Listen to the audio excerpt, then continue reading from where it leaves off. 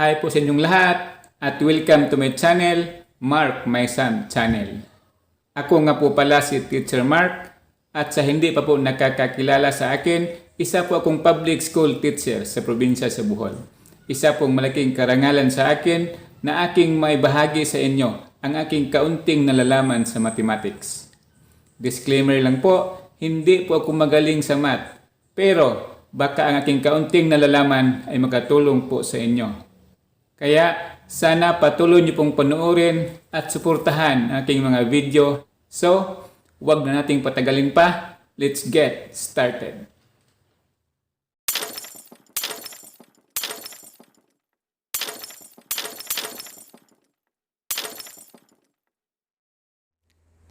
Magandang araw sa ating lahat at muli ay welcome po sa ating pag-aaral ngayon.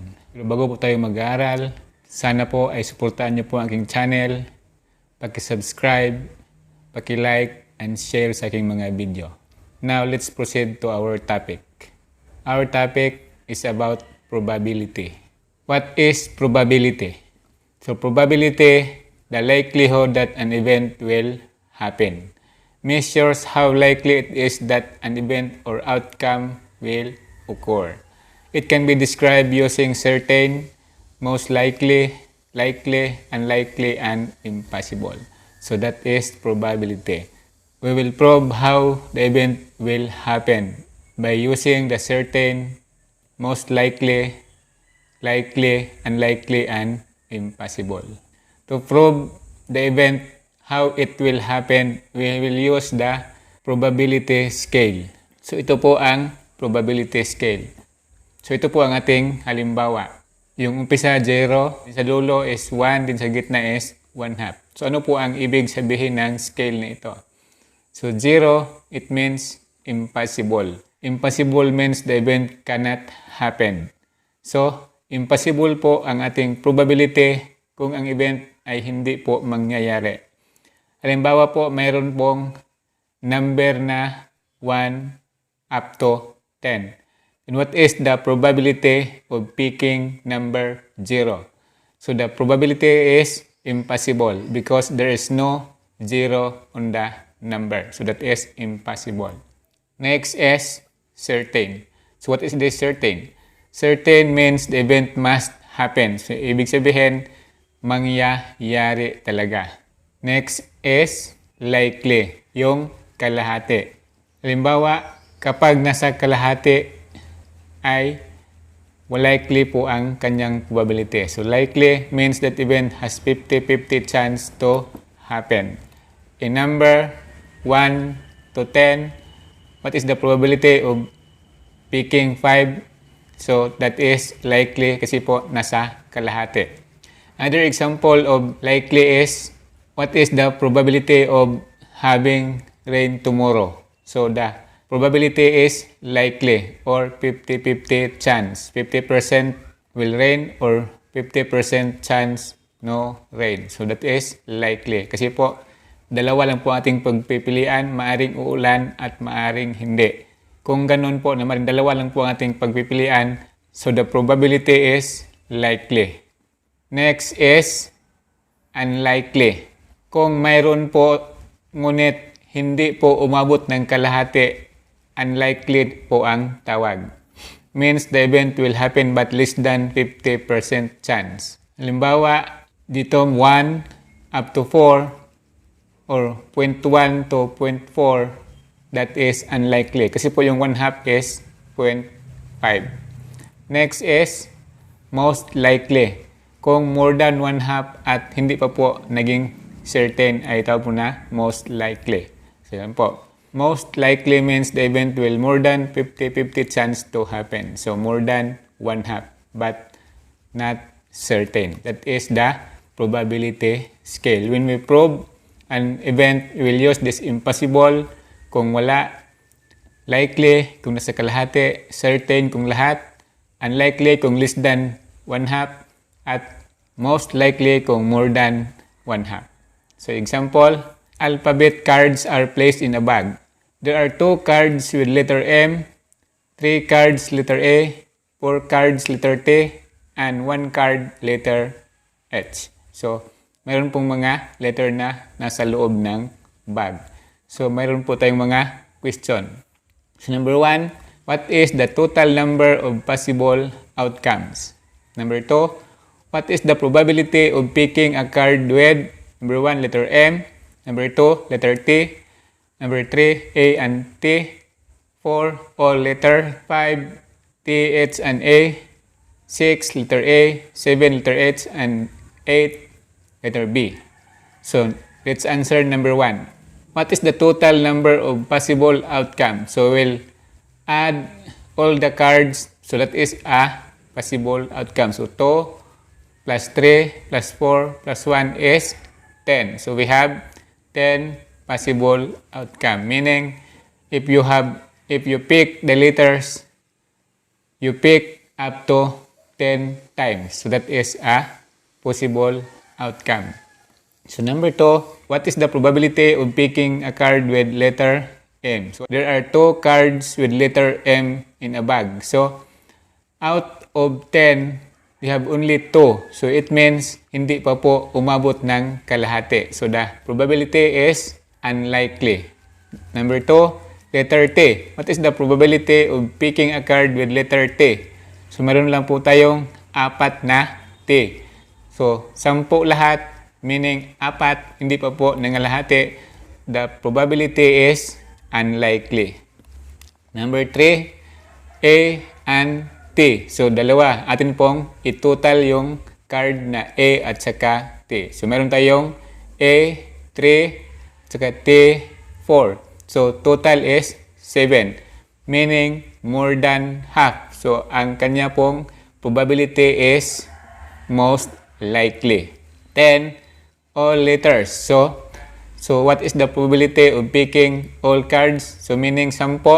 So, the probability is certain, meaning lahat. Number 5, T, H, and A. T is 4, H is 1, 5, A is 3. So, we have 8. So, the probability of picking card with letter T, H, and A is most likely. Kasi po, more than 1/2. 8 po lahat. Then, the total possible outcome is 10. So, more than 1/2. So, the probability is most likely. So, letter A, number 6, letter A. So, we have only 3 cards with letter A. So, the probability is unlikely. Number 7, letter H. We have only 1. So, the probability is unlikely. Letter B, since there is no letter B on a cards, so the probability of picking letter B is impossible. So, ganun po. Kasi po, walang letter B, so impossible ang kanyang probability. So, ganun po ang pagkuha ng probability. Sana po ay inyong naintindihan. So, we'll give you another example. Look at the spinner and answer the question that follow. So, the spinner we have Math, History, English, Science, Math, and Science. So, the question is, what is the probability of the spinner stopping on A. History, B. Filipino, C. Math and Science, D. All subjects, and E. History and Math? So, letter A. What is the probability of spinner stopping on History? So, the probability is unlikely. Kasi po, 6 po yan lahat, tapos isa lang po yung History. Kaya, ang kanya pong probability is unlikely. Letter B, what is the probability of the spinner stopping on Filipino? So, the probability is impossible. Kasi po, wala pong subject na Filipino. So, ibig sabihin, impossible that it will stop in Filipino kung wala namang Filipino. Kaya, ang kanyang probability is impossible. Letter C, what is the probability of the spinner stopping on Math and Science? Since we have 2 Maths and 2 Science, so the total is 4. Then, you have 6, so more than 1/2. So, the probability is most likely. Letter D, what is the probability of the spinner stopping on all subjects? So, ibig sabihin lahat. So, the probability is certain. Then, letter E, what is the probability of the spinner stopping on History and Math? So, we have 2 Maths and 1 History. So, the total is 3. Then, the total outcome is 6. So, 3 is kalahati or 1/2. So, the probability is likely. So, ganun lang po kasimple ang pagkuha ng probability. So, meron po tayong iba pang example para atin pong lubusang maintindihan itong probability. Ito po. What is the probability of the spinner landed on the colored region? So, number 1.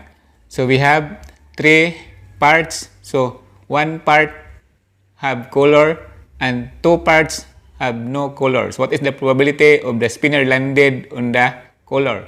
Since there are 3 at only 1 color, so ibig sabihin, the probability is unlikely. So, number 2, what is the probability of the spinner landed on the colored region? Since ang number 2 ay wala pong parte na mayroong kulay, so ibig sabihin, ang kanyang probability is impossible. Imposible po na it will stop on a colored part kasi po wala naman itong color. So, ang kanya pong probability is impossible. Number 3, what is the probability of the spinner landed on the colored region? Since number 3 is dalawa lang po, yung isa mayroong color, yung isa wala. So, the probability is likely kasi po 1/2. Maaari po mag-stop doon sa walang kulay at maaari din po mag-stop doon sa mayroong kulay. Kaya ang kanyang probability is likely. Number 4, what is the probability of the spinner landed on the colored region? So, since number 4, lahat po ng parts ay mayroong kulay, so the probability is certain. Kasi po, kahit saan po mag-stop, mayroon talagang kulay. Kasi po, mayroong kulay lahat. Yun po ang kabaliktaran itong number 2 na impossible kasi po walang kulay. Pero sa number 4, pag-stop ng spinner, mag-stop talaga yan sa mayroong kulay. Kaya certain po ang kanyang probability. Number 5, what is the probability of the spinner landed on the colored region? Since number 5 have 7 parts and we have only 2 parts na walang kulay, so yung 5 ay mayroon. So ibig sabihin, yung mayroong kulay is more than 1/2. So ang ibig sabihin, the probability is most likely. So ganun lang po. So ulitin natin, yung number 1, mayroon pong 3 parts at isa lang po ang mayroong kulay. So hindi pa po nag 1/2. So ang kanyang pong probability is unlikely kasi po wala pang 1/2. So the probability is unlikely. Number 2, since wala pong kulay, napaka-imposible na maglandi doon sa mayroong kulay, kaya imposible po ang kanyang probability. Number 3, dalawa lang po. Yung isa may kulay, yung isa wala. So ang kanyang pong probability is unlikely. Maaaring maglandid sa wala at maaari ring maglandi doon sa mayroong kulay. Number 4, kasi po mayroon pong kulay lahat, so ang kanyang pong probability is certain. Kasi po maglandid talaga yan sa mayroong kulay. Or it will stop, or the spinner will stop talaga doon sa mayroong kulay. So number 5, since yung kulay ay more than 1/2, so the probability is most likely. Sana po ay inyong naintindihan at sana ay meron kayong natutunan sa topic na ito. Sa ngayon, hanggang dito na lang muna tayo. Kung meron po kayong katanungan sa topic na ito, paki-comment nyo lang po sa comment section at tiyak ng ating pag-uusapan.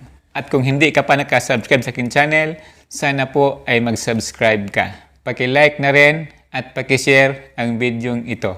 Paki-hit na rin yung notification bell at piliin yung bell all para mag-notify sa iyo kung meron akong mga bagong upload. Maraming salamat po sa inyong pakikinig at panunood. Good luck, God bless, and to God be the glory.